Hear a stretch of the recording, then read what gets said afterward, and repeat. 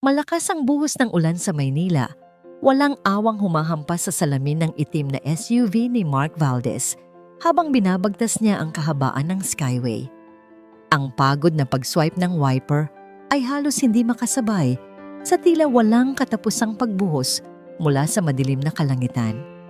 Ngunit sa kabila ng masamang panahon at ng nakakapagod na biyahe pauwi mula sa Batangas, isang ngiti ang hindi maalis sa mga labi ni Mark.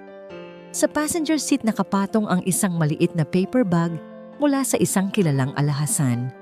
Sa loob nito, isang kahon na naglalaman ng isang kwintas na may pendant na diamante ang regalo niya para sa kaarawan ni Angela.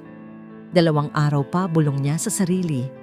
Uuwi dapat siya sa Sabado, pero tinapos niya ang lahat ng trabaho para makauwi ng Huwebes ng gabi. Isang sorpresa! Gusto niyang makita ang reaksyon ni Angela kapag inabot niya ang regalo, kapag sinabi niyang may 2 araw sila para sa kanilang sarili bago pa man ang mismong selebrasyon. 8 buwan na silang kasal ni Angela. 8 buwan mula nang pumasok ito sa buhay nilang mag-aama na parang isang anghel na ipinadala ng langit.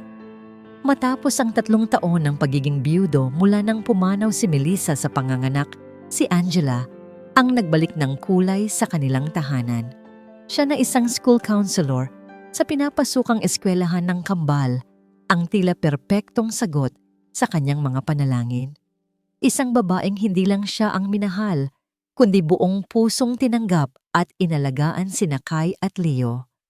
Pagpasok niya sa tarangkahan ng kanilang exclusive subdivision sa Alabang, sumaludo ang gwardiya na nakakilala na sa kanyang sasakyan.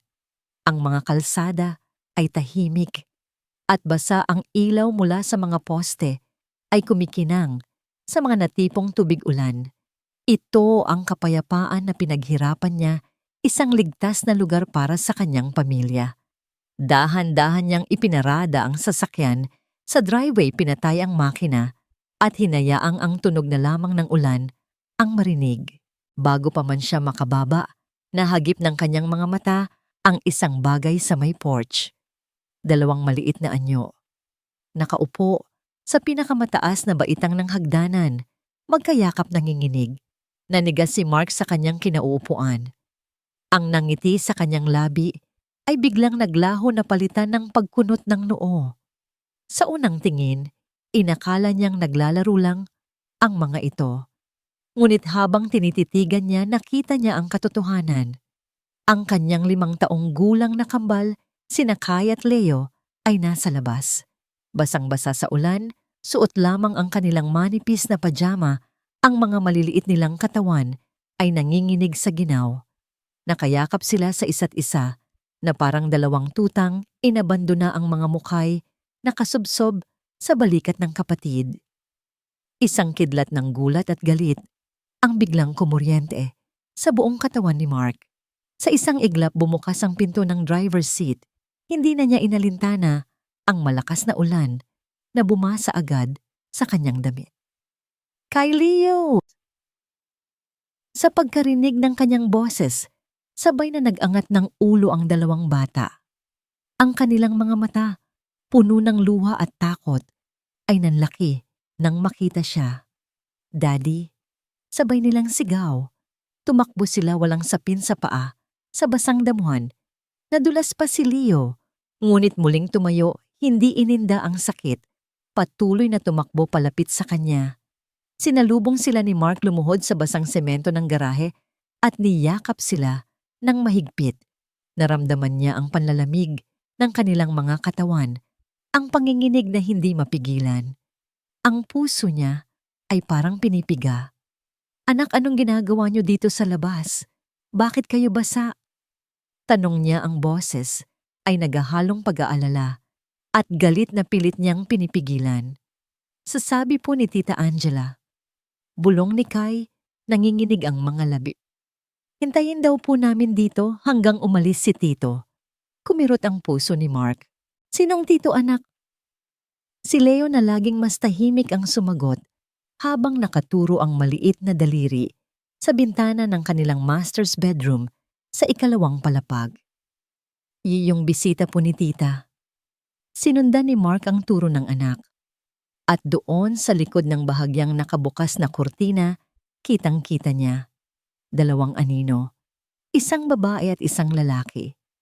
Ang mga anino ay gumagalaw sa isang sayaw na kilalang kilala niya, isang sayaw na gumimbal sa kanyang sikmura at nagpatigil sa pagtibok ng kanyang puso. Anghel. Iyon ang turing niya kay Angela. Ngunit ang anino sa bintana ay anino ng isang demonyo. Binuhat niya ang 2 bata, isa sa bawat braso, at mabilis na pumasok sa loob ng bahay.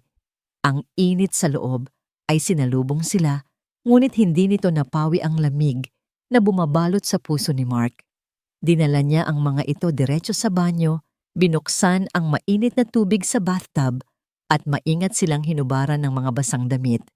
Shh! Okay na. Nandito na si Daddy. Bulong niya habang pinupunasan sila ng malambot na tuwalya. Hindi na kayo lalabasin ulit. Pangako. Habang nakababad sa mainit na tubig ang kambal, nagsimula ng humupa ang kanilang panginginig. Ngunit ang takot sa kanilang mga mata ay naroon pa rin. Pinilit ni Mark na ngumiti para sa kanila kahit na ang gusto niyang gawin ay sumigaw at magwala. Matapos niyang balutin ang mga ito sa makakapal na tuwalya at bihisan ng tuyong pajama, dinala niya sila sa kanilang kwarto. Magpahinga na kayo mga anak.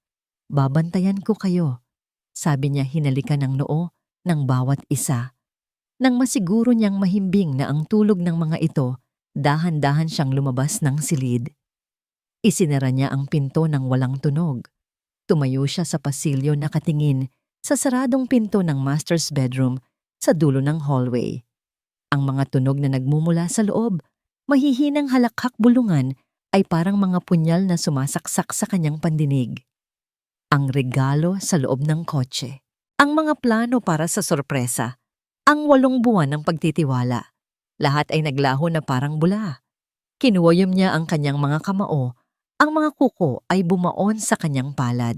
Dahan-dahan siyang naglakad palapit sa pinto. Ang bawat hakbang ay mabigat puno ng nagbabantang katahimikan. At sa bawat patak ng tubig na lumanda sa katawan ng kanyang mga anak kanina, may isang apoy na nagsisimulang mag-alab sa kanyang dibdib. Isang apoy na handang sunugin ang lahat. Ang katahimikan sa pasilyo ay mas nakakabingi kaysa sa anumang sigaw. Nakatayo si Mark sa labas ng pinto ng kanilang kwarto. Ang mga daliri nakakuyom sa gilid, ang panga ay naninigas.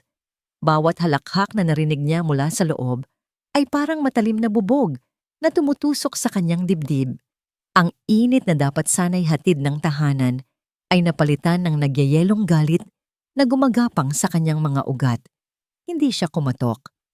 Sa isang malakas at biglaang tulak bumulagta ang pinto at bumangga sa pader.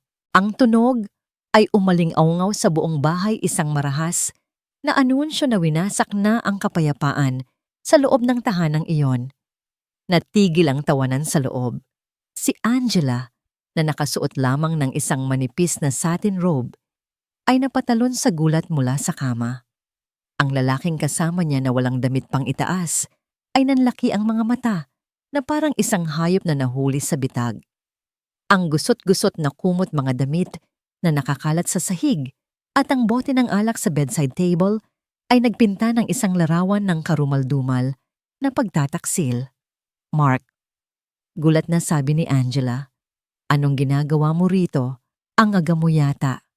Ang kanyang boses kalmado at tila inis pa na naistorbo sila ang nagsilbing gasolina sa naghahalab ng galit ni Mark. Dahan-dahan siyang pumasok sa silid. Ang bawat hakbang ay mabigat at may bigat ng isang hatol. Ang lalaki ay mabilis na naghahanap ng damit, nagmamadaling isinuot ang kanyang polo. Pare, sorry, aalis na ako. Sabi nito hindi makatingin ng diretso kay Mark. Ngunit ang mga mata ni Mark ay hindi nakatingin sa kanya. Nakapako ang mga ito kay Angela, isang tingin na malamig at mapanganib. Nasa labas ang mga anak ko, Angela.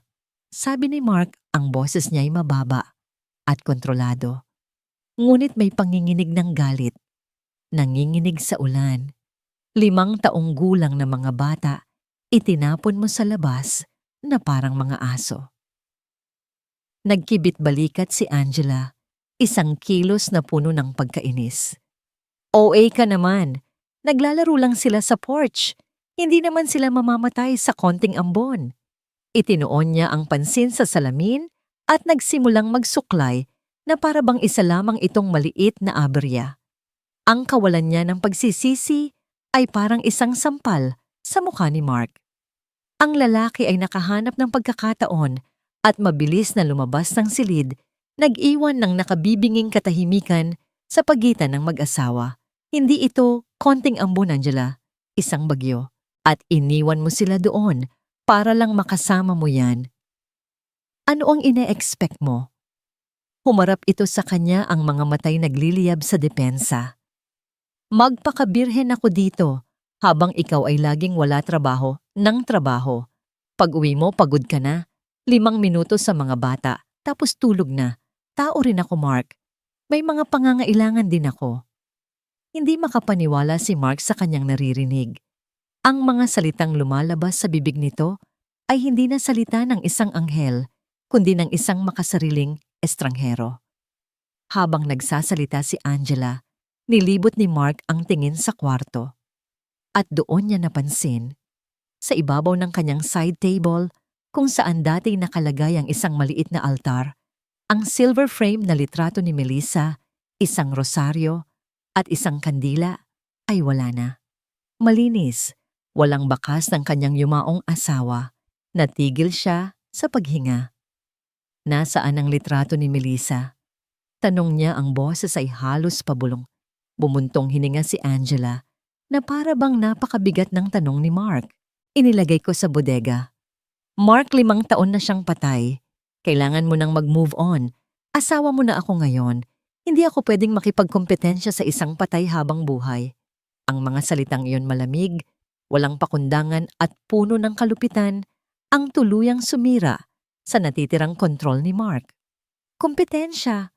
Umalingaw-ngaw ang kanyang boses sa buong silid. Bigla may kinuha siya mula sa bulsa ng kanyang coat, ang maliit na kahon ng alahas. Para sa kaarawan mo sana. Sabi niya, ang boses ay basag sa galit at pighati. Sa isang iglap, ibinagsak niya ito ng buong lakas sa sahig na gawa sa matigas na kahoy. Isang malakas na kalabog ang narinig at ang kahon ay bumukas. Tumalsik ang mamahaling kwintas. Ang diamante ay kuminang ng sandali bago tumama sa pader. Ayan ang regalo ko sa iyo. Sigaw niya, ang ugat sa kanyang leeg ay lumitaw. Ang pagsigaw na yon ay hindi lang para kay Angela, kundi para sa sarili niyang katangahan sa pagtitiwalang ibinigay niya. Natigilan si Angela. Sa wakas nakita niya ang bagsik sa mga mata ni Mark, isang bagsik na hindi niya pa nakikita kailanman. Umalis ka. Utos ni Mark. Ang boses niya ay bumalik sa isang nakakakilabot na kalmadong tono. Kunin mo ang mga gamit mo at umalis ka sa bahay na ito. Ngayon din. Hindi mo ako pwedeng palayasin. Ganting sigaw ni Angela. Ang takot ay napalitan ng panibagong tapang. Kasal tayo. Mark, kalahati ng lahat ng ito ay akin ayon sa batas. Nagsimula itong mag-empake, padabog na isinasalansan ang mga damit sa isang maleta. Ang bawat kilos ay puno ng galit. Habang nag-aaway sila, ang mga mata ni Mark ay napadpad sa bedside table ni Angela. Sa ilalim ng isang libro, may nakasungaw na isang puting sobre, isang opisyal na sobre na may logo ng isang kilalang insurance company. Hindi niya ito maalalang nakita dati. Dahil sa isang kutob na hindi niya maipaliwanag, kinuha niya ito. Nanginginig ang kanyang mga kamay habang binubuksan ng sobre at binabasa ang mga dokumentong nasa loob. Nanlamig ang buo niyang katawan. Ang dugo sa kanyang muka ay tila nawala lahat. Isang life insurance policy. Kinuha 2 buwan na ang nakalipas. Ang mga nakasiguro, Kai Valdez at Leo Valdez. Ang halaga, 10 milyong piso, bawat isa. at ang nag-iisang benepisyaryo, Angela Reyes Valdez. Ang galit sa kanyang dibdib ay biglang napalitan ng isang nanunuot, nagyeyelong takot. Hindi na ito simpleng pagtataksil. Ito ay isang plano. Nawala na ang sigawan. Ang marahas na pagsasara ng pinto sa pag-alis ni Angela ay nag-iwan ng isang abnormal na katahimikan sa loob ng bahay. Ang ulan sa labas ay humina na tila nakikiramay sa bagyong katatapos lang sa loob. Naiwan si Mark na nakatayo sa gitna ng nagulong silid, ang dibdib ay mabilis na tumataas baba. Nanginginig pa rin ang kamay niya na may hawak sa life insurance policy. Ang papel na yon ay hindi na lang basta dokumento. Ito ay isang testamento ng isang mas malalim at mas madilim na plano. Dahan-dahan siyang sumandal sa pader, pinikit ang mga mata at sinubukang pakalmahin ang sarili. Ngunit ang bawat paghinga niya ay nagdadala lamang ng imahe ng kanyang mga anak na nanginginig sa ulan. Para sa pera. Kaya ba niyang isakripisyo ang mga anak ko?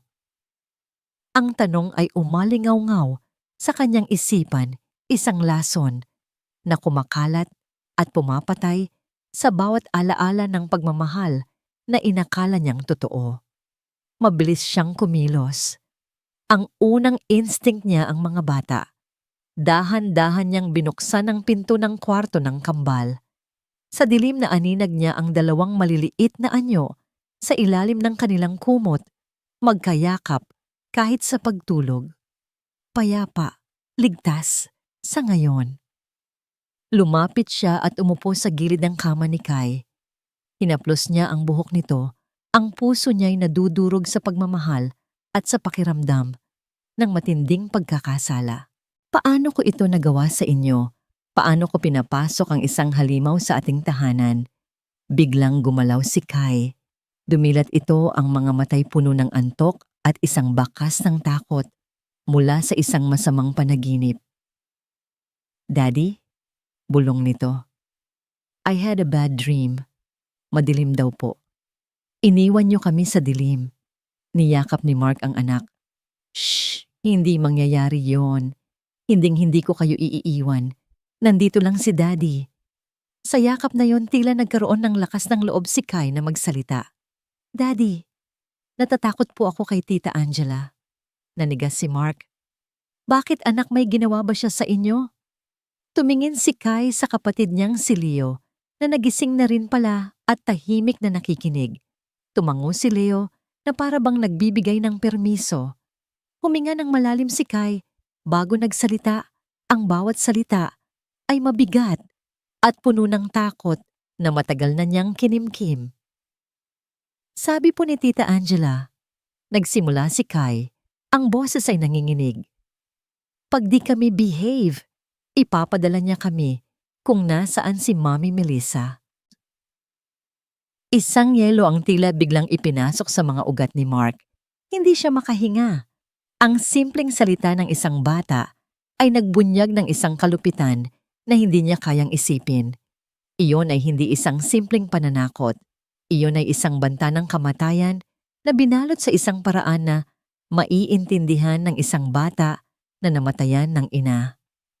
Lagi po siyang galit pag tinitingnan namin yung picture ni Mommy. Dagdag ni Leo sa isang halos pabulong na tinig. Sabi niya, masama daw po yun. Niyakap ni Mark ang kanyang dalawang anak. Nang buong higpit na para bang sa pagyakap na yon ay mapoprotektahan niya sila mula sa masasamang alaala. Ngayon, naiintindihan na niya ang mga pagkakataong umuuwi siyang tahimik ang mga bata. Ang mga pagkakataong tila may takot sa kanilang mga mata na pilit niyang isinasantabi, iniisip na pagod lang sila. Lahat ng yon ay mga senyales, mga pulang bandila na pinili niyang huwag pansinin. Matapos niyang masigurong nakatulog muli ang mga bata, maingat siyang lumabas ng silid. Nag-iwan siya ng kaunting siwang sa pinto at binuksan ang ilaw sa pasilyo. Hindi niya nahahayaang maramdaman pa ng mga anak niya na nasa dilim sila. Kinuha niya ang kanyang telepono. Ang mga daliri niya'y nanginginig habang hinahanap ang isang pangalan sa kanyang contacts.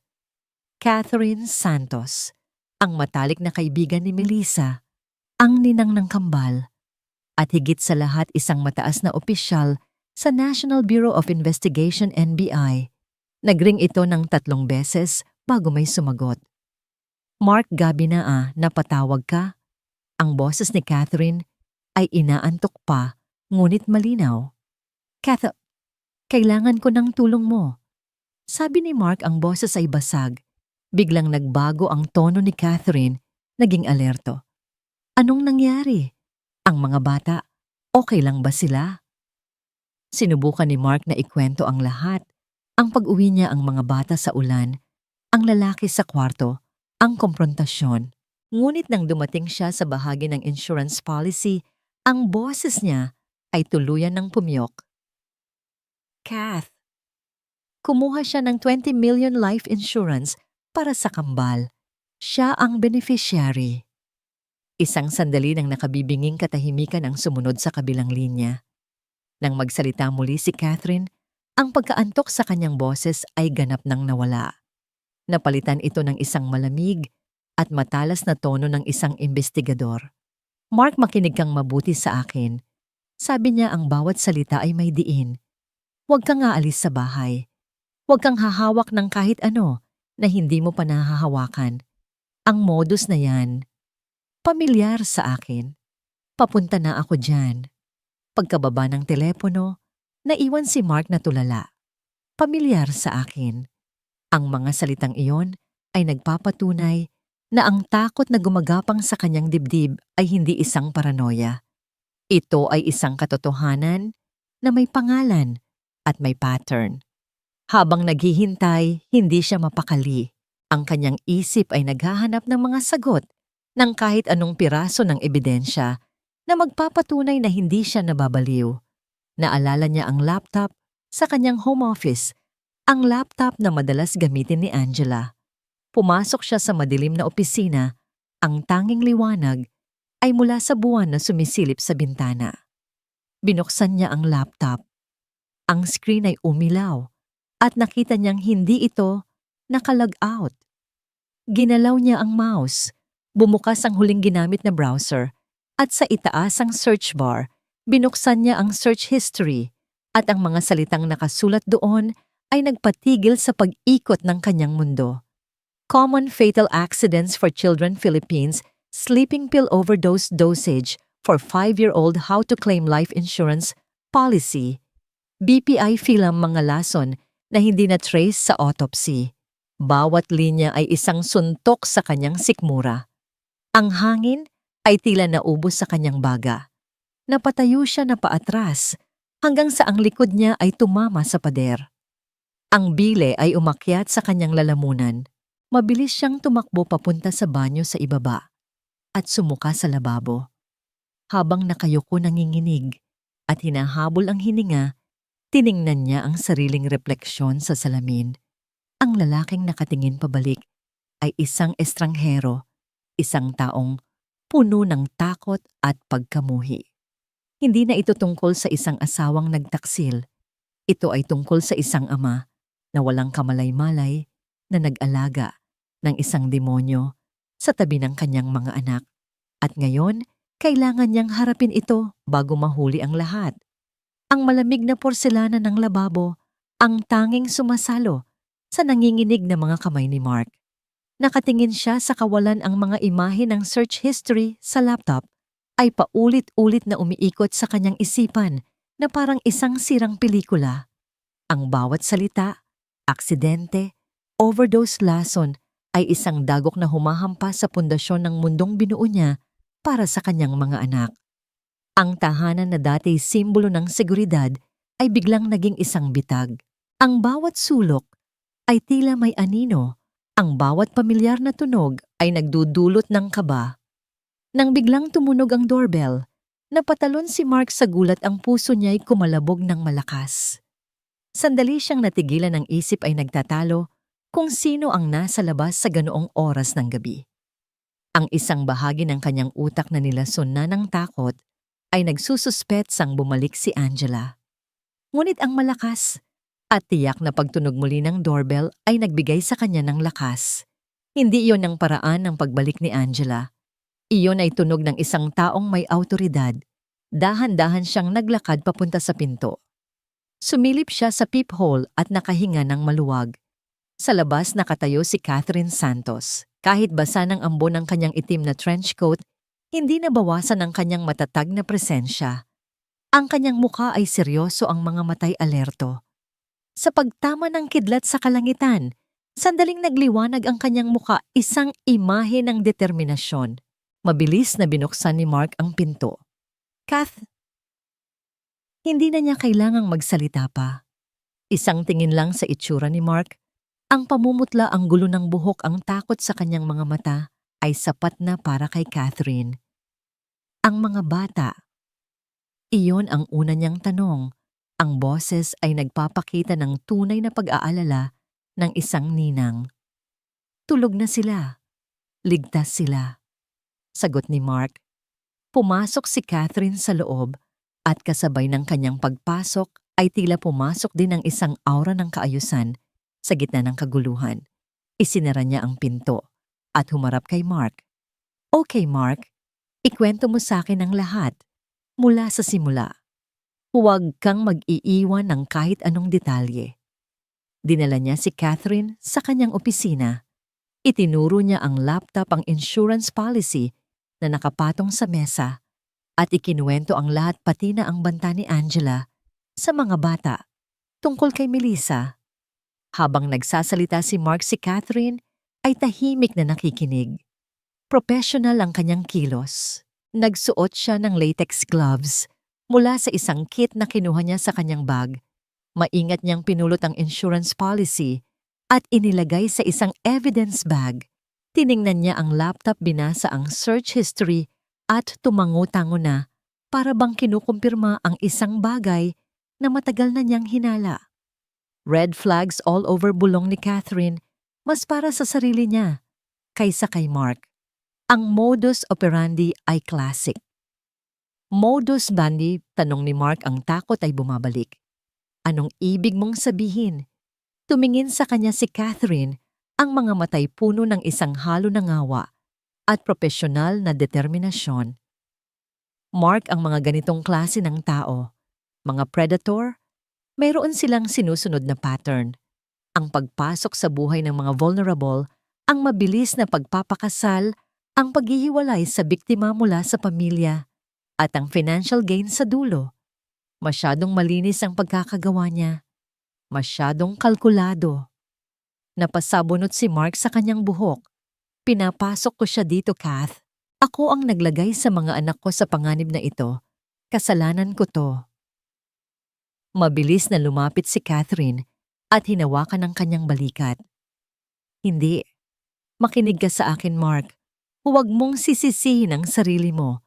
Profesional ang gumawa nito. Ang mga taong tulad niya ay sanay magpanggap, sanay magsinungaling. Ginawa kanyang biktima dahil nakita niya ang kahinaan mo, ang pagiging isang mabuting ama na gagawin ang lahat para sa kanyang mga anak.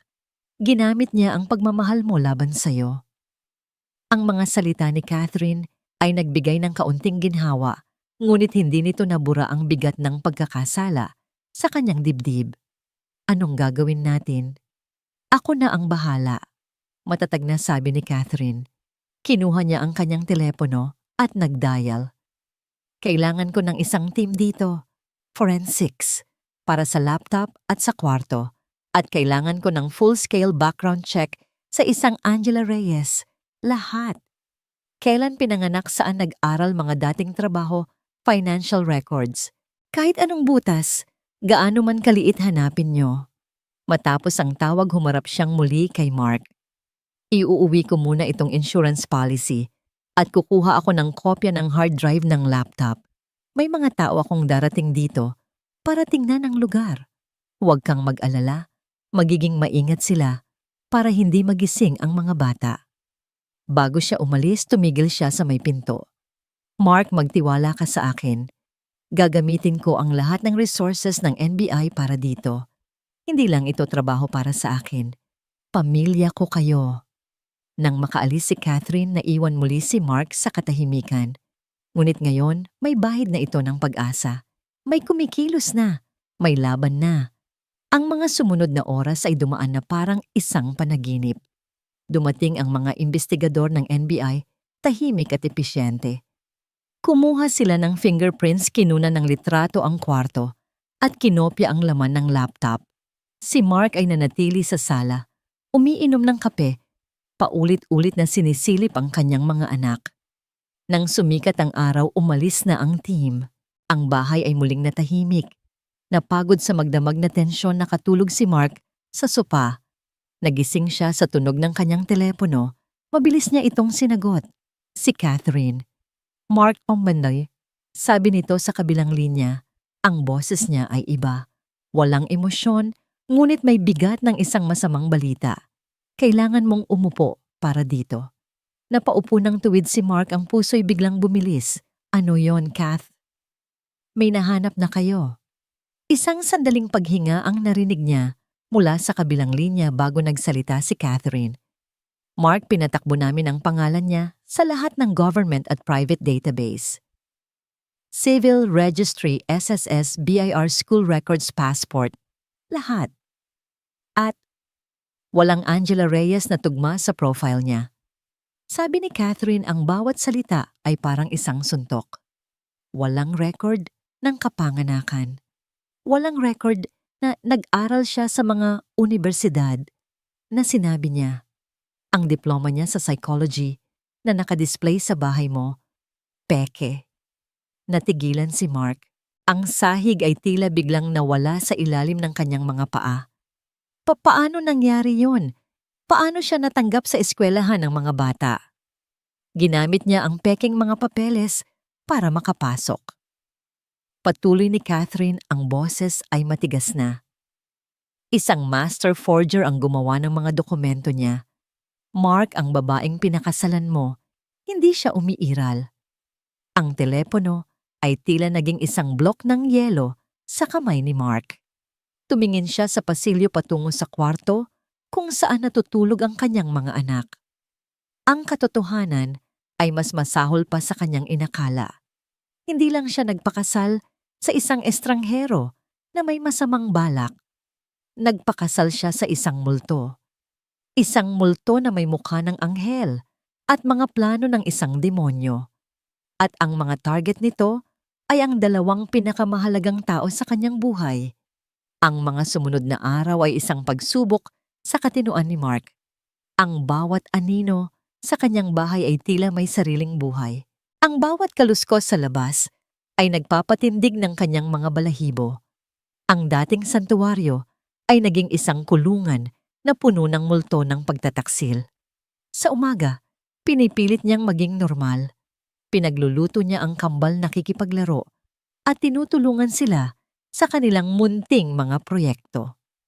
Ngumingiti siya, tumatawa, ngunit ang kanyang mga mata ay laging pagod at mapagbantay. Isang ama na gumaganap sa isang palabas ng normalidad para sa kapakanan ng kanyang mga anak, habang sa loob-loob niya ay unti-unti siyang nilalamon ng takot. Gabi-gabi, pagkatapos niyang masigurong mahimbing na ang tulog ni Nakay at Leo, sisindihan niya ang lahat ng ilaw sa labas ng bahay. Tinitiyak niyang nakadouble lock ang lahat ng pinto at bintana. Ang kanyang pagtulog ay mababaw, laging nagigising sa pinakamaliit na ingay. Si Catherine ay tumatawag araw-araw para magbigay ng update, ngunit ang mga update ay pare-pareho. Wala pa, Mark. Malinis siya, parang isang multo. Ang paghihintay ay isang uri ng torture.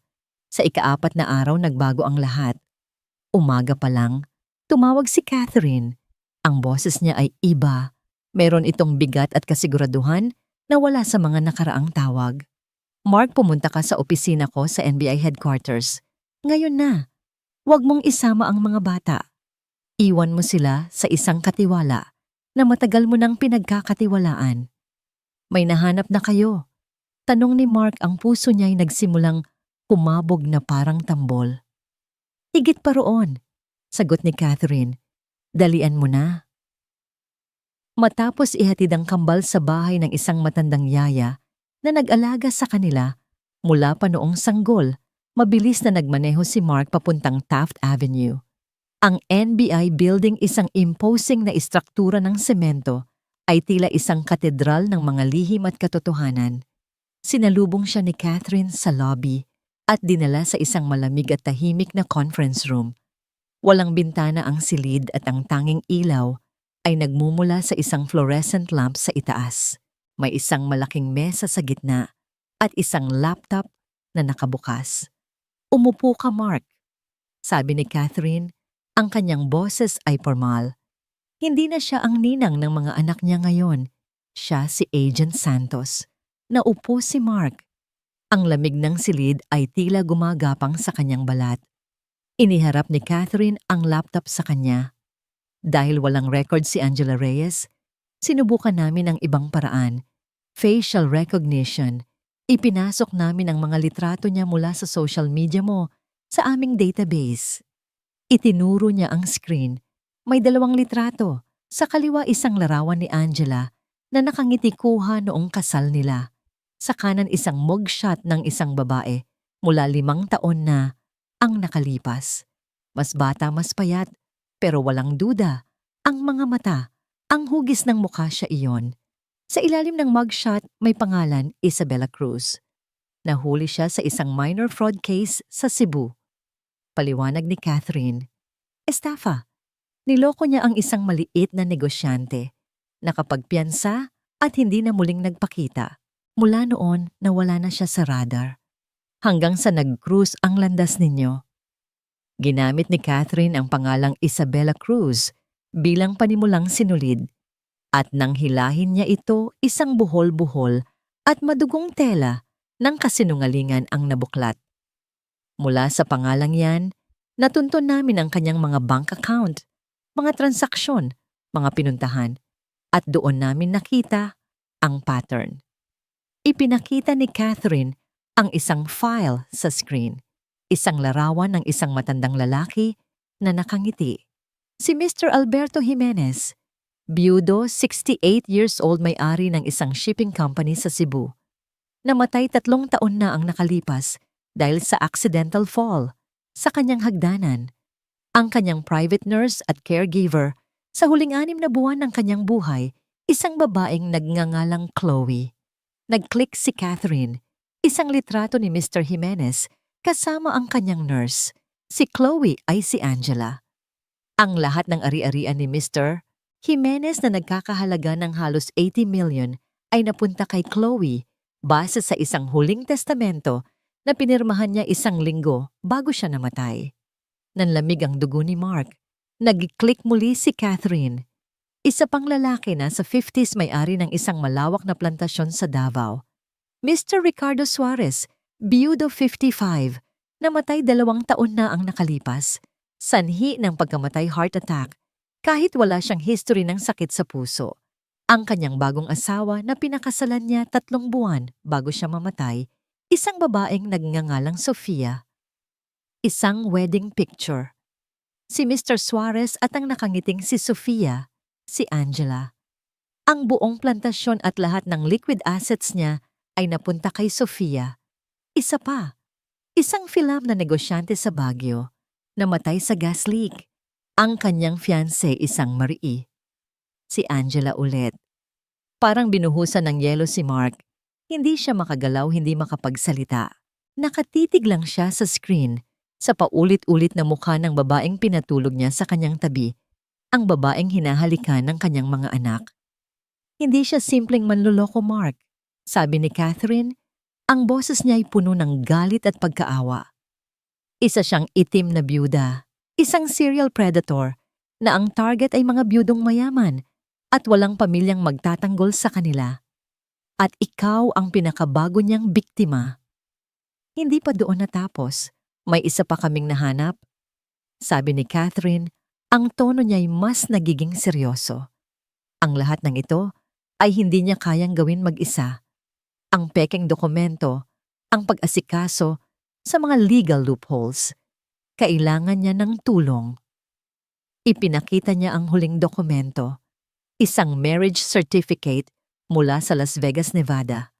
Ang mga pangalan, Isabella Cruz at Eric Castro. Kasal siya, Mark.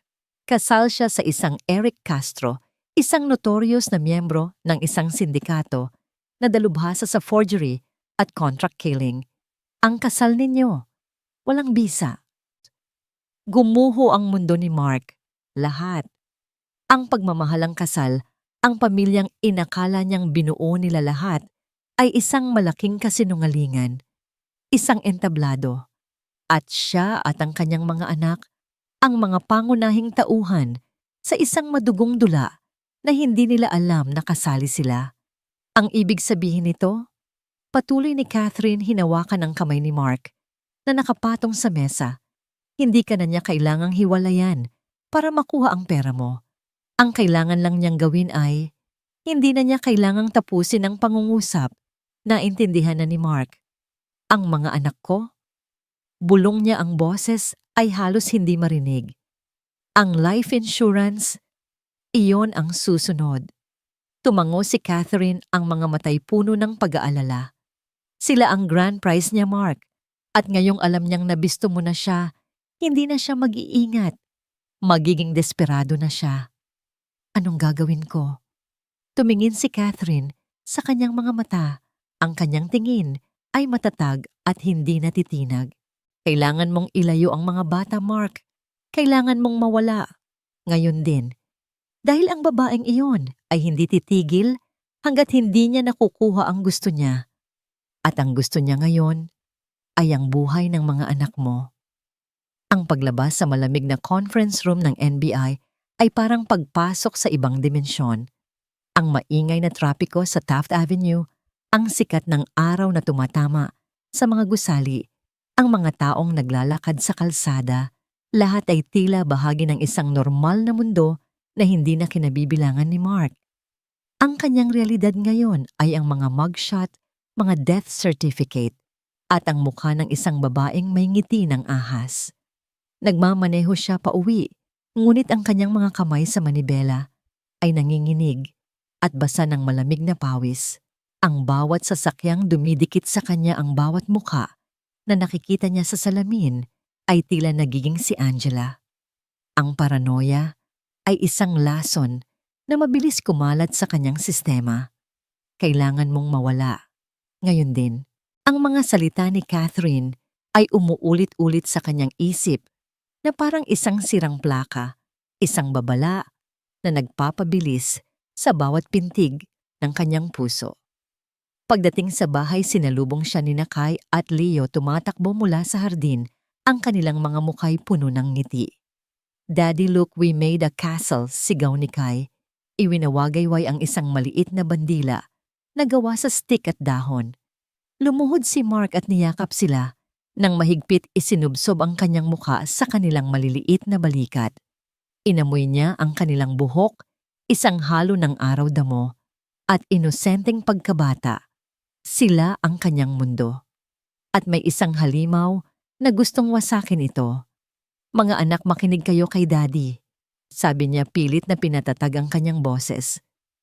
Magkakaroon tayo ng biglaang adventure. Pupunta tayo sa bahay ni Lolo Jose sa Tagaytay. Ngayon din. Yehey! Sigaw ni Leo. Kay Lolo Jose, may mga kabayo po ba ulit, Daddy? Oo, anak. May mga kabayon, sagot ni Mark pilit na ngumingiti. Kaya mag-empake na tayo ng mga paborito niyong laruan at damit. Bilisan natin para maabutan natin ang sunset doon. Habang ang mga bata sa kanilang kawalang muwang ay masayang nag-iimpake, si Mark ay kumikilos na parang isang sundalong naghahanda para sa giyera. Mabilis niyang inilagay sa isang maleta ang mga damit nila, mga gamot at mga importanteng dokumento, birth certificates, pasaporte. Ang bawat kilos niya ay may kasamang pagmamadali at takot. Habang hinahalungkat niya ang kanyang aparador, natigilan siya. Nakita niya ang isang damit ni Angela na naiwan sa isang sulok. Isang simpleng puting bestida. Ang damit na suot nito nung una silang mag-date. Bigla siyang nasuka. Dinampot niya ang damit gamit ang dulo ng kanyang mga daliri na para bang ito'y may sakit na nakakahawa, at ibinato sa basurahan. Tumunog ang kanyang telepono. Si Catherine. Mark, anong status mo? Nag-iimpake na kami. Papunta na kami kay Papa sa Tagaytay. Good, sabi ni Catherine. Makinig ka. Na-monitor namin ang mga credit card niya. May malaking withdrawal siyang ginawa 1 oras na ang nakalipas sa isang ATM sa Quezon City. Cash. Malinis. At si Eric Castro nawawala na rin. They are off the grid. Alam na nilang hinahanap na natin sila. Isang bagong alon ng takot ang bumalot kay Mark. Hindi na sila nagtatago. Humahabol na sila. Mag-iingat ka sa biyahe, Mark. Huwag kang dumaan sa usual route mo. Take the longer, less predictable roads at i-share mo sa akin ang location mo. I'll monitor you hanggang makarating ka sa Tagaytay. Naka-alert na ang mga pulis sa SLEX at Star Tollway. Pagkababa ng tawag, mas lalo pang nagmadali si Mark. Isinakay niya ang mga bata sa likod ng SUV, sinigurong mahigpit ang kanilang mga seatbelt at mabilis na pinaandar ang sasakyan palabas ng kanilang subdivision. Sa bawat tingin niya sa rearview mirror, hinahanap niya ang isang pamilyar na kotse, isang anino na sumusunod. Ang biyahe patungong Tagaytay na dati isang masayang paglalakbay ngayon ay isang desperadong pagtakas. Nakarating sila sa bahay ng kanyang ama nang palubog na ang araw. Ang bahay ni Jose Valdez, isang retiradong general, ay isang fortress. Nakatayo ito sa loob ng isang high-security community na papalibutan ng mataas na pader at may sariling mga security guard. Ito ang pinakaligtas na lugar na maiisip ni Mark. Sinalubong sila ni Jose, isang matandang lalaki na may matikas pa ring tindig. Nakita niya agad ang gulo sa mga mata ng kanyang anak. Anak, anong nangyari? Sa loob ng opisina ng ama, ikinuwento ni Mark ang lahat. Ang matandang general ay tahimik na nakinig, ang kanyang mukha unti-unting nagiging isang maskara ng matinding galit. Hayop. Iyon lang ang sinabi niya pagkatapos, walang kaluluwa. Tiniyak ni Jose na ang lahat ng security measures ay nasa pinakamataas na alerto. Ang mga bata na pagod sa biyahe ay masayang naglaro sa kanilang lolo. Walang kamalay-malay sa panganib na kanilang tinatakasan. Gumaan ang pakiramdam ni Mark. Sa unang pagkakataon, sa loob ng ilang araw, nakaramdam siya ng bahagyang kapayapaan. Ngunit ang kapayapaan ay panandalian. Kinabukasan tumawag si Catherine. Mark, kailangan mong bumalik dito sa Alabang. May kailangan kang personal na kunin na ebidensya. Huwag kang mag-alala. Magpapadala ako ng 2 ahente para samahan ka. Nag-aalangan man sumunod si Mark.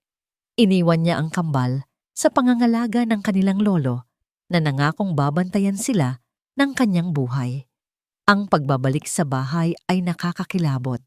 Ang lugar na puno ng masasayang alaala ay isa ng crime scene sa kanyang isipan. Kasama ang 2 ahente ng NBI, pumasok sila sa tahimik na tahanan. Ang kailangan nilang kunin ay ang orihinal na marriage contract nila ni Angela na nakatago sa kanyang personal na safety deposit box. Habang hinahanap niya ito, napansin niyang may nagbago sa sala. Ang maliit na altar para kay Melissa na inilipat niya sa isang side table ay wasak. Ang silver frame ng litrato ay basag, ang salamin ay nagkalat sa sahig. Ang larawan mismo ni Melissa ay may malaking punit sa gitna. Isang malamig na kaba ang gumapang sa kanyang likod. Paano? Paano may nakapasok? Sir, tingnan niyo po ito. Sabi ng isa sa mga ahente na katuro sa hagdanan. Umakyat sila. Pumasok sila sa kwarto ng kambal. Ang 2 kama ay maayos pa, ngunit may isang bagay na mali. Sa gitna ng kama ni Kai, nakaupo ang isang manika, isang luma, at paboritong manika ni Leo na babae. Ngunit ang hitsura nito ay nakapangingilabot. Ang leeg ng manika ay binali, ang ulo'y nakabitin sa isang anggulong hindi natural. Ang damit nito ay pinunit. At sa dibdib nito isinulat, gamit ang isang matingkad na pulang lipstick, ay 2 salita, pamilya o wala. Napaatras si Mark, ang hiningay tila naipit sa kanyang lalamunan. Ang mensahe ay malinaw. Hindi ito simpleng pananakot. Ito ay isang pangako. Nakapasok siya dito. Habang ang mga ahente ay mabilis na nag-iinspeksyon sa paligid, hinanap kung paano ito nakapasok, si Mark ay nanatiling nakatitig sa manika. Ang babaeng minahal niya, ang babaeng pinakasalan niya, ay isang halimaw. At ang halimaw na yon ay nakapasok sa pugad ng kanyang mga anak. Ang bahay na ito ay hindi na ligtas. Walang lugar na ligtas. Naintindihan niya na ang pagtakas ay hindi sapat. Ang pagtatago ay hindi sapat. Ang tanging paraan para matapos ito ay ang harapin ang halimaw at siguraduhing hindi na ito makakapanakit pa ng kahit sino. Ang hotel room ay parang isang marangyang kulungan. Malawak ang espasyo, malambot ang kama, at may magandang tanawin ng city lights mula sa bintana. Ngunit para kay Mark, ang 4 na sulok ng silid ay unti-unting kumikitid sa bawat oras na lumilipas. Ang bawat tunog mula sa hallway, ang pag-andar ng elevator, ang boses ng ibang bisita, ay nagdudulot ng biglaang pagtibok sa kanyang puso. 3 araw na siyang naroon. 3 araw ng paghihintay. Ito ang pinakamagandang paraan, March, paliwanag ni Catherine bago siya ihatid doon. Si Isabella o Angela o kung sino man siya ay isang predator na may obsesyon. Hindi siya basta nalang tatakas. Babalik siya para sa'yo. Ikaw ang huling piraso ng kanyang proyekto na hindi natapos. Sa isip niya, ikaw ang sumira sa lahat. At sa mga taong tulad niya, ang paghihiganti ay mas mahalaga pa kaysa sa kalayaan. Ang plano ng NBI ay simple, ngunit mapanganib gawin si Mark na isang madaling target, isang pain. Ang buong palapag ng hotel ay binabantayan ng mga ahente. Ang katabing kwarto ay nagsisilbing command post, puno ng mga monitor, at gamit sa surveillance. Ang telepono ni Mark ay nakatap, ang bawat tawag ay handang i-trace. Samantala sa Tatagaytay, ang bahay ni General Jose ay naging isang fortress. Bukod sa sarili nitong seguridad, naglagay si Catherine ng isang team ng mga ahenteng nagpapanggap bilang mga bagong hardinero at maintenance crew. Ang kambal ay ligtas, ngunit ang distansya ay isang mabigat na pasanin para kay Mark. Gabi-gabi, tinitingnan niya ang kanilang mga litrato sa kanyang telepono. Ang kanyang puso'y naninikip sa pangungulila at takot. Sa ika-4 na gabi, habang nakatitig si Mark sa walang saysay na palabas sa telebisyon, biglang umilaw ang screen ng kanyang cellphone. Unknown number. Tumigil ang kanyang paghinga. Tumingin siya sa nakatagong kamera sa sulok ng silid, isang senyales sa mga ahente sa kabilang kwarto. Sa isang iglap, narinig niya ang halos walang tunog na paggalaw sa labas ng kanyang pinto. Handa na sila. Huminga siya ng malalim at sinagot ang tawag. Hello. Isang sandali ng katahimikan. Tanging isang mahinang paghinga ang maririnig. At pagkatapos, isang tawa. Isang tawa na dati musika sa kanyang pandinig, ngunit ngayon ay tunog ng isang demonyo. Mark, mahal ko. Ang boses ni Angela ay tila pulot, ngunit may lason na nakahalo dito. Namiss mo ba ako?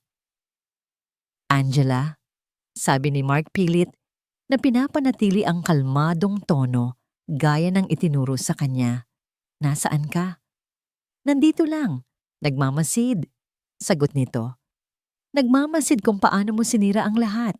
Ang ganda na sana ng pamilya natin, Mark. Perpekto na sana. Pero sinira mo. Ikaw ang sumira nito, Angela. Nagsinungaling ka. Biglang nagbago ang tono nito. Ang paglalambing ay napalitan ng isang nanunuot na galit. Ako sinungaling. Nagbigay ako ng lahat para sa pamilyang yon. Inalagaan ko ang mga anak mo. Minahal kita. Pero ano ang ginawa mo? Hinanap mo pa rin ang multo ng patay mong asawa. Napakuyom ang kamao ni Mark. Huminga ka, Mark. Keep her on the line. Pero okay lang. Patuloy ni Angela, ang boses ay nagiging parang baliw, isang halo ng pighati at pagbabanta. Naiintindihan ko na ngayon. Hindi mo pala kami gusto. Gusto mo lang maging malungkot. Sige, pagbibigyan kita. Anong ibig mong sabihin? Ang pamilya ay sagrado, Mark. Kung hindi ito pwedeng maging akin ng buo, sisiguraduhin kong wala nang matitira para sa kahit sino. Bumulong ito. Sinira mo ang pangarap ko, Mark, kaya sisirain ko ang mundo mo. Magsisimula ako sa 2 maliit na anghel na pinakamamahal mo.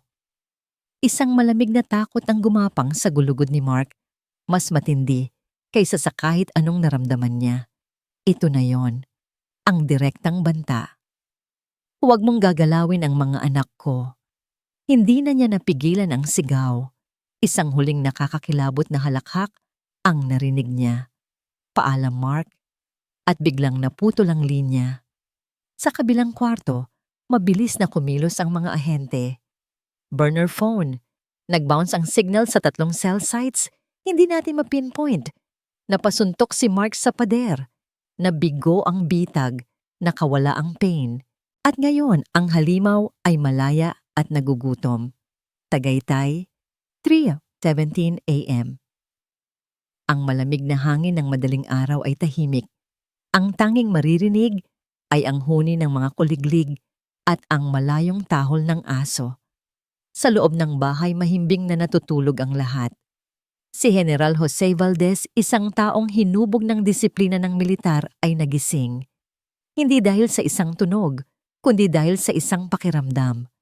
Isang bagay ang mali. Bumangon siya, hindi na binuksan ng ilaw, at naglakad papunta sa kanyang security room. Ang mga monitor ay nagpapakita ng iba't ibang anggulo ng kanyang malawak na ari-arian sa kulay berde ng night vision. Ang perimeter fence, ang hardin ng gate. Lahat ay tahimik. Nakahinga na sana siya nang maluwag ng biglang. Isang matinis paulit-ulit na tunog ang bumasag sa katahimikan. Hindi isang malakas na alarma, kundi isang digital na hudyat mula sa control panel. Perimeter breach. Zone 7, East Wall. Ang mga mata ng general ay mabilis na lumipat sa monitor para sa Zone 7, ang pinakamalayong bahagi ng kanyang pader, natatakpan ng makakapal na halaman. Sa una, wala siyang nakita. Tanging ang paggalaw ng mga dahon sa hangin. Ngunit pagkatapos nakita niya 2 anino. Nakasuot ng itim mula ulo hanggang paa. Gumagalaw sila ng mabilis at mababa na, para bang mga professional. Ang isa ay may hawak na wire cutter. Ang butas sa cyclone wire ay halos hindi makita. Hindi sila dumaan sa gate. Hindi sila umakyat sa pader. Pinili nila ang pinakamahinang punto, isang lugar na alam nilang hindi gaanong nababantayan. Alam nila ang ginagawa nila. At sila ay nasa loob na. Ang puso ng matandang general ay tumibok ng mabilis, hindi dahil sa takot, kundi dahil sa adrenaline na matagal na niyang hindi naramdaman. Pinindot niya ang isang pulang buton sa ilalim ng kanyang mesa, isang silent alarm na direktang konektado sa NBI team na nakakalat sa paligid. Pagkatapos kinuha niya ang kanyang baril mula sa safe. Ang mga anino sa monitor ay mabilis na gumagalaw papalapit sa bahay. Nandito na sila! Bulong ng general sa dilim. Ang gabi ay hindi pa tapos. Ang laban ay ngayon palang magsisimula.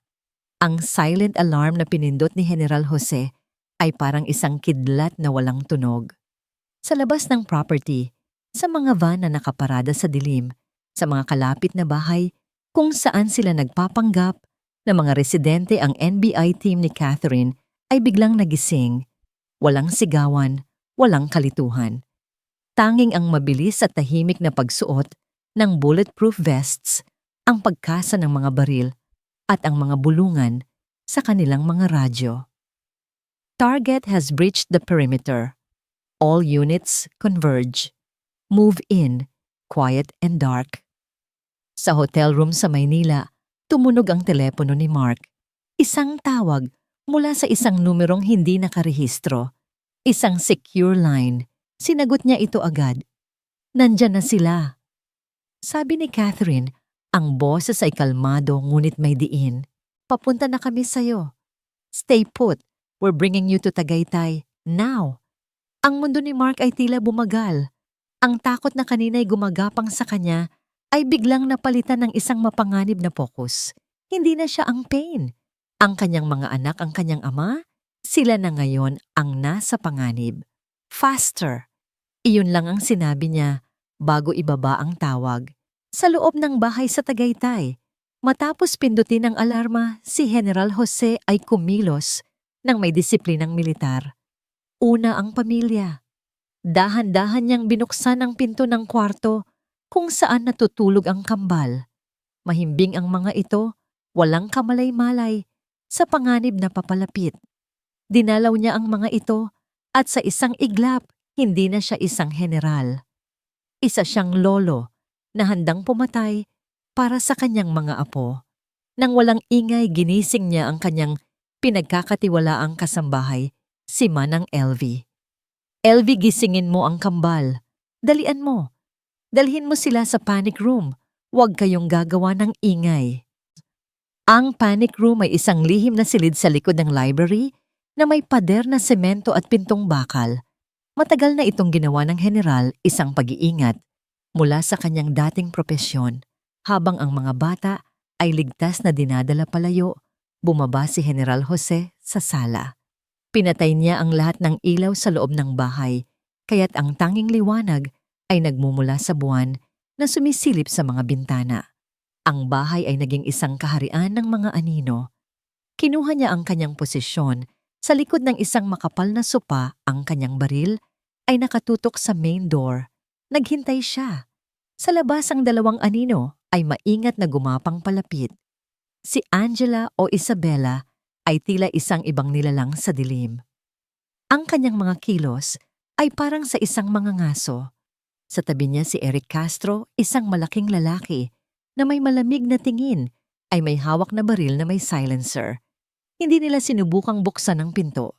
Dumiretso si Eric sa isang malaking bintanang salamin, kumuha ng isang special tool at walang ingay na tinanggal ang isang pane ng salamin. Sapat lang para makapasok ang isang tao. Pumasok si Angela na parang ahas. Sumunod si Eric. Nasa loob na sila. Ang hangin ay naging mabigat at puno ng tensyon. Nasaan ang mga bata? Bulong ni Eric. Sa itaas, malamang. Sagot ni Angela, ang kanyang mga mata ay naglilibot sa dilim, sinusubukang makita ang paligid. Tapusin na natin to. Kunin ang mga bata, dalhin sa labas. We make it look like a kidnapping gone wrong. Tapos itatawag natin si Mark. Papupuntahin natin sa isang lugar. At doon na natin tatapusin ang lahat. Nagsimula silang umakyat sa engrandeng hagdanan. Ang bawat hakbang ay maingat. Ngunit hindi nila alam na pinapanood sila. Mula sa kanyang pinagtataguan, nakita ni General Jose ang kanilang pag-akyat. Ngayon, hanggang dyan na lang kayo. Isang malakas at may awtoridad na boses ang umalingaw-ngaw sa katahimikan. Natigilan ang dalawa. Mabilis silang lumingon, itinaas ang kanilang mga baril, ngunit hindi nila makita kung saan nanggagaling ang boses. Biglang bumukas ang ilaw sa chandelier sa itaas, pansamantalang bumulag sa kanila. Ibaba niyo ang mga baril niyo. Utos ng general na ngayon ay nakatayo na. Ang baril ay matatag na nakatutok sa kanila. Wala kayong karapatang tumapak sa pamamahay ko. Nagulat si Angela, ngunit mabilis itong napalitan ng isang mapanuyang ngiti. Ang matapang na general, akala mo, kaya mo kaming dalawa. Sa isang iglap, nagpaputok si Eric. Ngunit si General Jose ay sanay sa labanan. Bago pa man pumutok ang baril, nakaluhod na siya sa likod ng sopa. Ang bala ay tumama sa pader sa likod niya. Sinuklian niya ito ng putok, hindi para pumatay, kundi para magbigay ng babala. Ang bala ay tumama sa sahig 1 pulgada lang mula sa paa ni Eric. Napamura ito at napaatras. Ang katahimikan ng gabi ay tuluyan ng nawasak. Ang mga putok ng baril ay umalingaw-ngaw. Sa labas iyon na ang hudyat na hinihintay ng NBI. Go, go, go! Mula sa lahat ng direksyon ang mga ahente ay mabilis na pumasok sa property. Sa loob nagsimula ang isang desperadong labanan. Nagtago si Angela at Eric sa likod ng hagdanan, nagpapaputok patungo sa general. Sa gitna ng kaguluhan, isang itim na SUV ang humarurot, papasok sa gate, kasabay ng mga sasakyan ng NBI. Mabilis na bumaba si Mark. Daddy. Sigaw niya, ang takot para sa ama ay nanaig. Mark, stay back. Sigaw ni Catherine, sinusubukang pigilan siya. Ngunit hindi na siya nakinig. Tumakbo si Mark papasok sa bahay sa gitna ng putukan. Nakita niya ang kanyang ama na nakikipagbarilan. Nakita niya si Angela na nagtatago. Ang galit na matagal niyang kinimkim ay sumabog. Angela. Narinig ni Angela ang boses niya. Isang masamang ngiti ang sumilay sa kanyang labi. Ito na ang hinihintay niya. Bigla siyang lumingon at itinutok ang baril kay Mark. Lahat ng ito ay dahil sa'yo. Sigaw niya, ang kanyang mukha ay puno ng galit na parang sa isang baliw. Sana hinayaan mo na lang akong mahalin ka. Sana binigay mo na lang sa akin ang pamilyang gusto ko. Ang pamilyang gusto mong patayin para sa pera. Ganting sigaw ni Mark. Hindi iyon pera lang. Iyon ay para sa hustisya. Para sa lahat ng tinanggihan ako. Karapatan ko yon. Itinaas niya ang baril. Handa nang tapusin si Mark. Ngunit bago pa niya makalabi ang gatilyo, isang putok. Ang umalingaw-ngaw mas malakas kaysa sa iba. Si Angela ay natigilan. Ang kanyang mga mata ay nanlaki sa gulat. Dahan-dahan siyang tumingin sa kanyang dibdib, kung saan isang maliit na butas ang nagsimulang maglabas ng dugo. Sa likod niya sa itaas ng hagdanan, nakatayo si General Jose Valdez. Ang kanyang baril ay umuusok pa. Binaril niya ito sa balikat. Hindi isang fatal shot, pero sapat na para matigil siya. Bumagsak si Angela sa sahig, sumisigaw sa sakit at galit. Si Eric, nang makitang wala ng laban, ay sumubok tumakas, papunta sa likod na pinto. Ngunit sinalubong siya ng 3 ahente ng NBI. Mabilis siyang napasuko. Pinasok ng mga ahente ang bahay. Napalibutan si Angela habang namimilipit sa sahig. Tapos na, sabi ni Catherine, lumapit kay Mark. Ngunit para kay Mark, hindi pa. Lumapit siya sa nakahandusay na si Angela. Ang babaeng minahal niya, ang babaeng kinatakutan niya. Tiningnan niya ito sa mata. Wala na ang galit. Tanging awa at pagod na lang ang naroon. Bakit iyon lang ang tanong na lumabas sa kanyang bibig? Tumingin pabalik si Angela, ang mga matay puno ng lason. Dahil madali kang lokohin. Bumulong ito bago siya mawalan ng malay. Tumayo si Mark. Naramdaman niya ang kamay ng kanyang ama sa kanyang balikat. Sa di kalayuan bumukas ang pinto ng library. Sumilip si Manang LV kasama sina Kai at Leo. Daddy. Tumakbo ang kambal palapit sa kanya. Niyakap niya sila. Nang buong higpit isinubsob ang kanyang mukha sa kanilang mga ulo.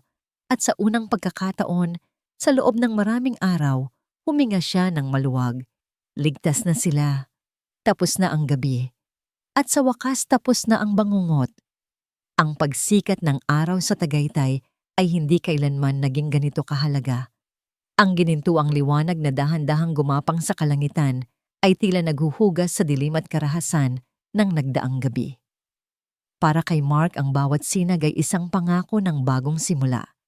Isang simbolo na ang pinakamahabang gabi ng kanyang buhay ay sa wakas nagwakas na. Ang bahay na ilang oras lang ang nakalipas ay isang battleground ngayon ay puno ng mga investigador ng NBI. Ang mga flash ng camera ang alikabok mula sa fingerprint powder at ang mahihinang bulungan ng mga ahente ang pumalit sa mga putok ng baril. Dinala na si Angela at Eric Castro sa isang high-security hospital ward, parehong sugatan at mahigpit na binabantayan. Si Mark, ang kanyang ama, At ang kambal ay nasa hardin, nakaupo sa isang bench na nakaharap sa bulkang Taal. Si Kai at Leo, kahit nagising sa gitna ng kaguluhan, ay mabilis na pinakalma ng kanilang lolo. Para sa kanila, ito ay isang nakakatakot na ingay lamang sa gabi. Ang buong bigat ng katotohanan ay maingat na itinago mula sa kanilang mga musmos na isipan. Ngayon, masaya silang naghahabulan sa damuhan. Ang kanilang mga tawa ay isang balsamo sa sugatang kaluluwa ni Mark. Napakabuti ng Diyos, anak. Sabi ni General Jose, ang kanyang boses ay pagod ngunit matatag. Pinatong niya ang kanyang kamay sa balikat ni Mark. Natapos na.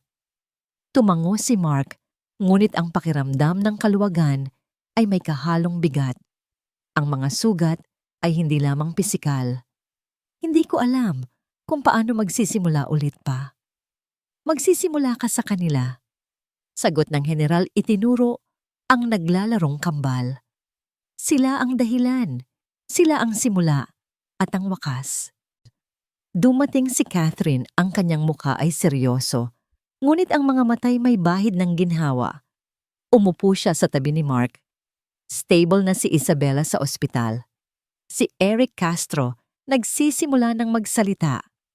Umaasa siyang makakuha ng mas mababang sentensya kapalit ng kanyang testimonya laban sa kanya. Ano ang mangyayari sa kanya? Tanong ni Mark. Ang pangalan ni Angela ay parang lason sa kanyang dila. Multiple murder, frustrated murder, syndicated, estafa, kidnapping with intent to kill. Marami. Sabi ni Catherine, hindi na siya makakakita ng sikat ng araw sa labas ng kulungan. Sisiguraduhin ko yon. Naglabas si Catherine ng isang brown na folder mula sa kanyang bag. May gusto akong ipakita sa'yo. Nakuha namin ito mula sa kanilang hideout sa Quezon City. Isang lumang baul na puno ng kanyang mga alaala. Inilapag niya ito sa mesa. Binuksan ni Mark. Ang laman ay hindi mga alahas o pera. Ito ay isang koleksyon ng mga personal na bagay mula sa kanyang mga biktima. Ang wedding ring ni Mr. Jimenez, ang kwintas ng asawa ni Mr. Suarez, isang locket na may litrato ng isang pamilya, mga tropeyo. Sa ilalim ng lahat may isang lumang punit-punit na journal. Basahin mo, sabi ni Catherine, para maintindihan mo. Nag-aalangan man binuksan ni Mark ang journal. Ang sulat kamay sa loob ay magulo, puno ng galit. Ito ang mga saloobin ni Isabela Cruz noong siya ay isang teenager pa lamang nakatira sa isang bahay ampunan. Ang bawat pahina ay isang kwento ng pagtanggi. Mga pamilyang titingin sa kanya, ngunit pipiliin ang ibang bata. Mga pangakong napapako. Isang partikular na entry ang tumatak sa isip ni Mark. May isang pamilyang dumating ngayon. Ang bait nila. Mayaman. Sabi nila, babalikan nila ako. Narinig ko silang nag-uusap sa labas. Sabi ng babae, she's pretty, but there's something dark in her eyes. Hindi na sila bumalik. Lahat sila pare-pareho. Ayaw nila sa akin. Ayaw nila sa mga batang tulad ko. Balang araw kukunin ko ang lahat ng gusto ko. Kukunin ko ang kanilang mga bahay, ang kanilang pera, ang kanilang mga pamilya. At ipaparamdam ko sa kanila kung ano ang pakiramdam ng mawalan. Biglang nagsara si Mark ng journal. Hindi niya na kayang magbasa pa. May malubha siyang narcissistic personality disorder na may kasamang psychopathic tendencies. Paliwanag ni Catherine na para bang binabasa ang kanyang isipan. Base sa mga paunang pagsusuri, hindi siya simpleng masama, Mark. May sakit siya sa pag-iisip. Para sa kanya, ang mga tao ay hindi tao. Sila ay mga bagay na pwedeng gamitin at itapon. Ang pamilya na gusto niya ay hindi para sa pagmamahal. Ito ay isang tropeyo na gusto niyang makuha para patunayang mas magaling siya sa lahat ng tumanggi sa kanya. Tumingin si Mark sa kanyang mga anak. Ang kanilang mga tawa, ang kanilang pagmamahal. Ito ang totoong pamilya. Isang bagay na hindi kailanman maiintindihan ni Isabela. Hindi ito nagbigay ng kapatawaran sa ginawa ni Isabela, ngunit nagbigay ito ng isang uri ng pagsasara. Ang halimaw ay may pinagmulan, ang dilim ay may dahilan, ngunit hindi nito binabawasan ang bigat ng kasalanan. Anong susunod? Tanong ni Mark. Ibinalik ang folder kay Catherine. Susunod. Isang mahabang proseso sa korte. Maraming pamilya ang lilitaw ngayon, mga biktima na hindi man lang alam na biktima sila. Magkakaroon ng hustisya. Sabi ni Catherine, tumayo siya. Pero para sa iyo ang susunod ay ang paghilom. Magsimula ka ngayon. Tumayo rin si Mark. Naglakad siya palapit sa kanyang mga anak. Daddy, laro tayo. Sigaw ni Leo. Ngumiti si Mark, isang tunay na ngiti sa unang pagkakataon sa loob ng mahabang panahon. Sige mga anak, laro tayo. Habang naghahabulan sila sa damuhan, sa ilalim ng maaliwalas na langit ng Tagaytay, alam ni Mark na mahaba pa ang daan tungo sa paghilom. Maraming gabi pa siyang babangungutin, maraming araw pa siyang mag-aalala. Ngunit habang tinitingnan niya ang kanyang ama na nakangiting nanonood sa kanila, habang naririnig niya ang halakhak ng kanyang mga anak, alam niyang hindi siya nag-iisa. Ang hustisya sa korte ay para kay Isabela. Ngunit ang hustisya para sa kanya, para sa kanyang pamilya ay ito ang mabuhay, ang magmahal, at ang muling buuin ang kanilang winasak na mundo, isang masayang alaala sa bawat pagkakataon. 2 taon ang lumipas. Ang mga alaala ng gabing iyon sa Tagaytay ay unti-unting lumabo. Mula sa isang matalim na sugat, ay naging isang pilat, isang permanenteng paalala ng isang laban na kanilang pinagdaanan at pinagtagumpayan.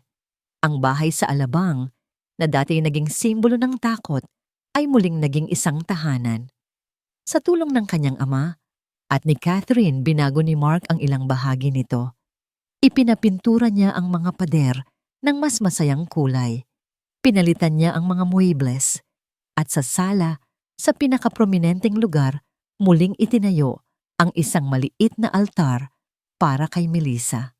Ngayon, sa tabi ng kanyang litrato, may 2 pang maliliit na picture frames, isa para kay Kai at isa para kay Leo, parehong nakangiti.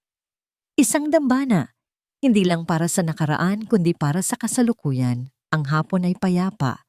Ang sinag ng araw ay handahang pumapasok sa mga bintana, naglalaro sa sahig. Sa hardin, ang tawa ng 7 taong gulang na sina Kai at Leo ay maririnig habang naglalaro sila ng habulan kasama ang kanilang lolo Jose. Sila ay malusog masigla at higit sa lahat masaya. Ang mga anino ng kanilang trauma ay unti-unting tinutunaw ng init ng pagmamahal at ng tuloy-tuloy na family therapy. Si Mark ay nakaupo sa veranda nagkakape habang binabasa ang balita sa kanyang tablet. Isa na siyang ibang tao kumpara sa Mark ng 2 taon na ang nakalipas. Ang kanyang mga mata ay hindi na laging mapagbantay. Mayroon na itong kapayapaan. Ang mga guhit ng pag-aalala sa kanyang noo ay napalitan ng mga linya ng ngiti. Natuto siyang maging mas present. Mas mapagmatsyag, hindi dahil sa takot, kundi dahil sa pagpapahalaga sa bawat sandali. Ang kaso ni Isabela Cruz na binansagan ng media bilang The Black Widow of Alabang ay naging isang national sensation. Natapos ang paglilitis makalipas ang 1 taon. Siya ay napatunayang guilty sa 6 na kaso, ng pagpatay 4 na kaso, ng frustrated murder, at maraming iba pang krimen. Hinatulan siya ng sunod-sunod na habambuhay na pagkabilanggo. Walang posibilidad ng parol. Si Eric Castro, na nagsilbing state witness, ay nakatanggap ng mas mababang sentensya, ngunit mananatili pa rin sa bilangguan sa loob ng maraming dekada. Para kay Mark, ang pagtatapos ng paglilitis ay hindi isang tagumpay. Ito ay isang pagsasara ng isang madilim na kabanata. Hindi na niya muling inisip pa si Isabela. Ang kanyang enerhiya ay nakatuon na lamang sa pagbuo ng isang positibong buhay para sa kanyang mga anak. Daddy, tawag ni Leo, tumatakbo palapit sa kanya, hila-hila ang isang papel. Look po, I got a star in my drawing class. The teacher said I'm a good artist. Wow, anak. That's amazing. Sabi ni Mark kinarga ang anak at hinalikan sa pisngi. I'm so proud of you. Pwede mo nang i-drawing ang susunod na bahay na ide-design ni Daddy. Lumapit si Kai na may hawak namang bola ng soccer. Daddy, sabi ni Lolo, turuan mo daw ako ng secret moves mo. Gusto ko pong maging a striker like Ronaldo. Ngumiti si Mark. Oo naman anak, after merienda, dumating si Catherine dala-dala ang isang tray ng juice at cookies. Naging regular na siyang bisita tuwing weekend. Hindi bilang isang kapalit na ina, kundi bilang isang mapagmahal na tita ninang, isang matatag na presensya sa buhay ng mga bata, at isang tapat na kaibigan para kay Mark. May sulat kang natanggap. Sabi ni Catherine, iniabot ang isang sobre. Galing ito sa isang foundation na tumutulong sa mga pamilyang biktima ng marahas na krimen. Isa ito sa mga organisasyong tinutulungan ni Mark. Gamit ang perang na-recover mula sa mga bank account ni Isabella. Ang sulat ay isang pasasalamat. Ang donasyon niya ay nakatulong para makapag-aral ang mga anak ng isa pang biktima. Isang maliit na kabutihan na isinilang mula sa isang malaking kasamaan. Minsan iniisip ko, sabi ni Mark, nakatingin sa kanyang mga anak na ngayon ay masayang kumakain ng cookies kasama ang kanilang lolo. Bakit sa atin pa nangyari yon? Tumingin si Catherine sa kanya.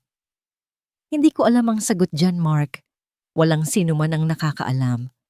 Pero ang alam ko, hindi ang nangyari sa atin ang nagbibigay kahulugan sa kung sino tayo. Ang mahalaga ay kung ano ang ginagawa natin pagkatapos. May isang tanong na matagal nang gustong itanong ni Mark. Hindi ka ba natatakot na baka may maiwan na dilim sa kanila? Na baka isang araw bumalik ang lahat ng yon? Ngumiti si Catherine, isang ngangiting puno ng pag-unawa. Ang dilim ay laging nariyan, Mark. Bahagi ito ng buhay.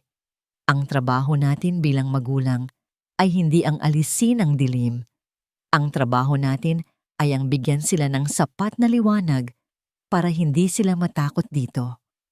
Sa mga salitang yon, nahanap ni Mark ang kapayapaan na matagal na niyang hinahanap. Gabi. Matapos ihatid ang mga bata sa kanilang kwarto, bumalik si Mark sa kanyang opisina. Binuksan niya ang isang kahon ng mga lumang litrato. Kinuha niya ang paborito niyang larawan ni Melissa. Noong ito ay buntis sa kambal ang mga kamay, ay nakahawak sa malaki, nitong tiyan ang mukha'y nagliliwanag sa kaligayahan. Inilagay niya ito sa isang bagong frame at ipinatong sa kanyang mesa. Nagawa natin, Mel. Bulong niya sa litrato. Ligtas sila, masaya sila, at lumalaki silang mabubuting bata tulad ng gusto mo. Hindi na siya muling nag-asawa, hindi dahil sa takot o kawalan ng tiwala, kundi dahil natuklasan niya na silang tatlo, siya, si Kai at si Leo, ay isang buo at kumpletong pamilya. Napapalibutan sila ng isang matibay na network ng pagmamahal mula sa kanilang lolo kay Catherine at sa iba pang mga kaibigan. Iyon ay higit pa sa sapat. Ang pinakamahalagang aral na natutunan ni Mark na ngayon ay ibinabahagi niya sa ibang mga magulang sa mga support group na kanyang dinadaluhan ay simple lamang ang proteksyon ay hindi nagmumula sa pagiging paranoid o sa paghihiwalay sa mundo. Ito ay nagmumula sa mapagmahal na pagbabantay at bukas na komunikasyon. Kilalanin ninyong mabuti ang mga taong pinagkakatiwalaan ninyo sa buhay ng inyong mga anak. Lagi niyang sinasabi at lagi-laging pakinggan ang inyong mga anak kapag sinusubukan nilang sabihin sa inyo na mayroong mali. Ang kwento ng pamilya Valdez ay isang makapangyarihang paalala na ang kasamaan ay minsan nagbabalat kayo bilang kabutihan. Ngunit ang tunay na pagmamahal, katatagan at determinasyon ng isang ama ay kayang lampasan kahit ang pinakamadilim na pagbabanta. At sa huli, ang pinakamagandang paghihiganti laban sa mga sumubok, wasakin ng iyong pamilya, ay ang bumuo ng isang buhay na puno ng pagmamahal, layunin at kaligayahan. Isang buhay na napakaganda kung kaya't ang kanilang kasamaan ay nagiging isang malayong, hindi mahalagang alaala na lamang.